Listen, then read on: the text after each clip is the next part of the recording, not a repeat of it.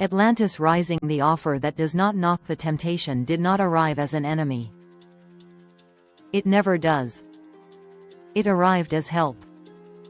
The wizard felt it before he saw it, a smoothing of the air, a subtle reduction in friction, like reality had decided to stop arguing with itself. The wizard paused mid-step. Around him, Atlantis continued its gentle hum, stone resonating, water flowing in impossible directions, people moving with purpose. But a quiet pocket had formed, as if the world had taken a respectful step back to give him privacy. That alone was suspicious. You feel it too, Jessica said, not looking at him. Her hand hovered near her side, relaxed but ready. That's not background radiation, that's intention. The wizard nodded slowly. It's very polite. That's worse, she replied.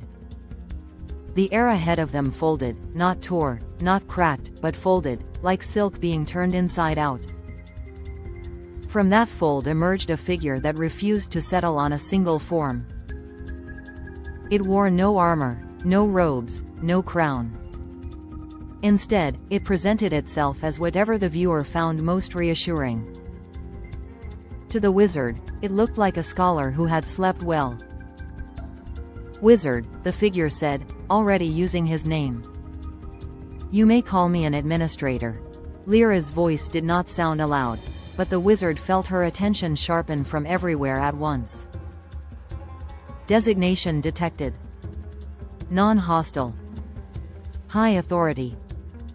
External to local narrative stack. The administrator smiled. Ah. You travel with an observer. Good. Transparency makes this easier.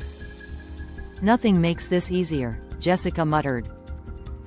The administrator ignored her, not dismissively, but as one ignores gravity when discussing flight. You are standing at a convergence, the administrator continued. A rare one. Atlantis. Tartarian echoes. Liminal population density rising. Multiple stranded assets. A slight pause. Including personnel you care about. The wizard's eyes flicked, briefly, toward the soldiers in the plaza. Say what you're offering, he said. The administrator inclined its head. Efficiency. The words settled like a perfectly cut stone, and the city around them responded. Systems quieted. The hum sharpened into coherence. The wizard could feel it, traffic smoothing, energy losses dropping, conflicts resolving before forming.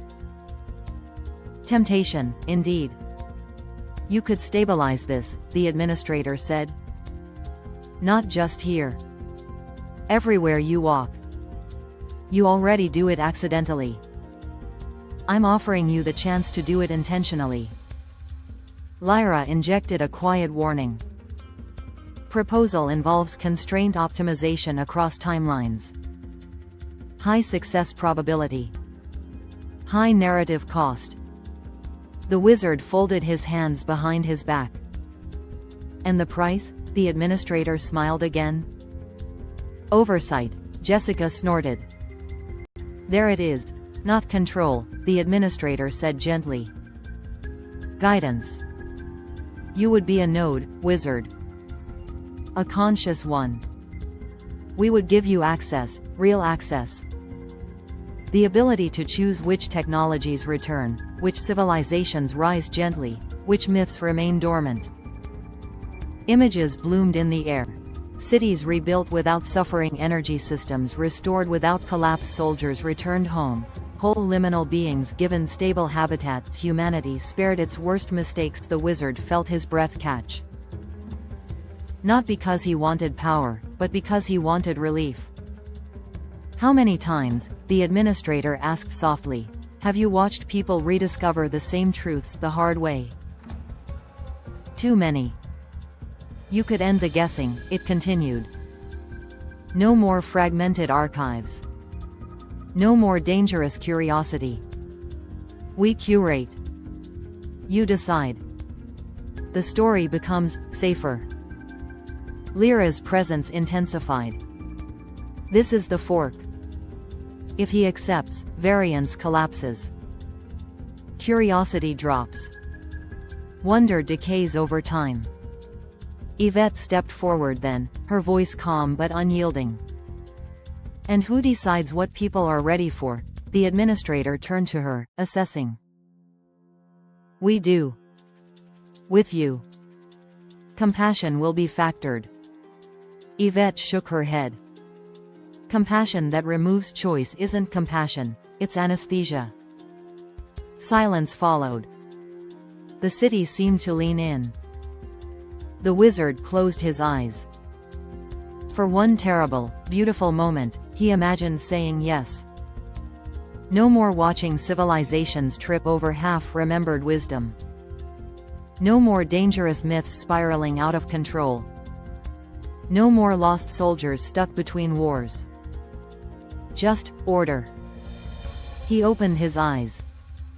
You don't knock, the wizard said. Because you already think you belong here. The administrator's smile did not falter. We do. And that, the wizard replied, is how stories die. The hum of Atlantis shifted, subtly at first, then decisively. Not louder. Richer. Less efficient. More alive. I won't curate humanity, the wizard said. I'll walk with it. I'll ask questions. I'll let people be wrong long enough to learn. The administrator studied him for a long moment. Then it sighed, not in frustration, but in genuine disappointment. As expected, it said. You are inconvenient. The folded air began to unfold again. But this offer, the administrator added, fading, will return. It always does. When the cost of freedom feels too high. The space snapped back into place. Noise returned. Footsteps. Voices. The ordinary miracle of motion. Jessica exhaled. Well, that was horrifyingly reasonable. Yvette smiled softly at the wizard. You chose uncertainty, he nodded. Uncertainty is where people live. Above them. One of the pearl-skinned craft altered course, just slightly responding not to command, but to curiosity. Lyra logged the moment. Temptation declined. Narrative integrity preserved. Risk remains. Story continues.